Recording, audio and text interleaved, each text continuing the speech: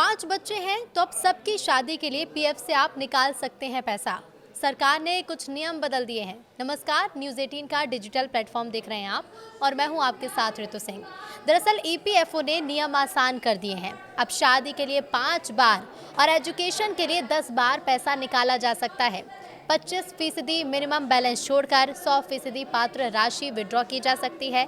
EPFO से अब आप 100% पात्र रकम निकाल पाएंगे। सरकार ने ईपीएफओ से जुड़े नियमों को आसान करते हुए सोमवार को इसकी जानकारी दी। ईपीएफओ संबंधी जिन नियमों में बदलाव किया गया उसमें आंशिक निकासी का नियम भी शामिल है। पहले शादी के लिए आप केवल 3 बार ही अकाउंट से पैसे निकाल पाते थे, लेकिन अब इस लिमिट को बढ़ा दिया गया है। अब आप ईपीएफओ से बच्चों की शादी के लिए 5 बार राशि निकाल सकते हैं। यानी अगर आपके 5 बच्चे हैं तो सभी की शादी के लिए ईपीएफओ से पैसा निकाल पाएंगे। लेकिन याद रहे कि ये केवल 100% पात्र राशि ही होगी। इसे आप उदाहरण से समझिए। मान लीजिए कि आपके पीएफ अकाउंट में 1 लाख रुपए है। इसमें से आपको 25% रकम अनिवार्य रूप से मिनिमम बैलेंस के तौर पर अकाउंट में रखनी होगी। यानी 25,000 रुपये आप छू भी नहीं सकते।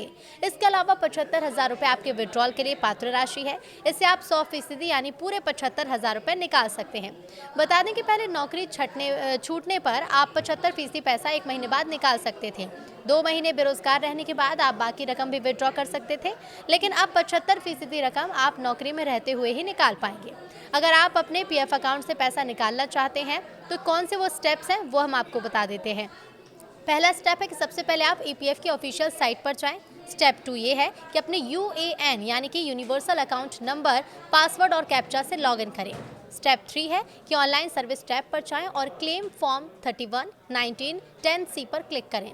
स्टेप 4 है कि अपने बैंक जानकारी की पुष्टि करें। ये वही बैंक अकाउंट होना चाहिए जो ईपीएफओ में लिंक है। स्टेप 5 है प्रोसीड फॉर ऑनलाइन क्लेम पर क्लिक करें। स्टेप 6 है ड्रॉप डाउन से पीएफ एडवांस फॉर्म 3(1) चुनें और अपनी निकासी का कारण और उसकी राशि भरें, यानी कि कितना अमाउंट आप निकालना चाहते हैं।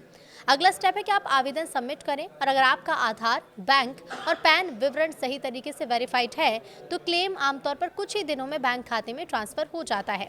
पहले आप एजुकेशन के लिए भी केवल 3 ही बार पीएफ अकाउंट से पैसा निकाल सकते थे, लेकिन अब इस लिमिट को बढ़ाकर भी 10 बार कर दिया गया है। यानी कि आप एजुकेशन के लिए 10 बार पैसे निकाल सकते हैं। इसके अलावा मिनिमम सर्विस लिमिट को घटाकर 12 महीने कर दिया गया। पहले अलग अलग काम के लिए इसकी समय सीमा अलग थी। मसलन नौकरी करते हुए अगर आप घर बनाने के लिए पीएफ से पैसा निकालना चाहते हो तो आपको कम से कम 5 साल निरंतर यानी कि लगातार सेवा की जरूरत होती थी। तो ये नए नियम जो आए हैं, इन नियमों को लेकर आपकी क्या राय है, हमें कमेंट करके ज़रूर बताइए।